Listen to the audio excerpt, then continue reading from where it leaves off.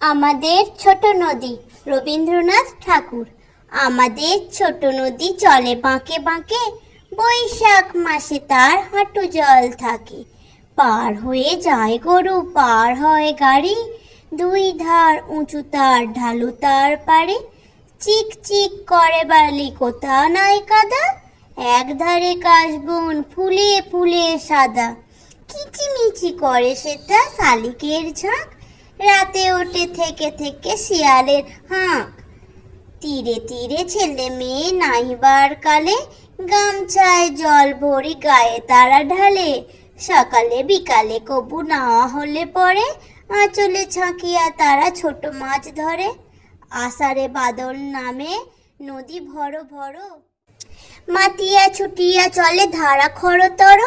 দুই কূল বনে বনে পড়ে যায় সারা, বর্ষার উৎসবে জেগে ওঠে পাড়া।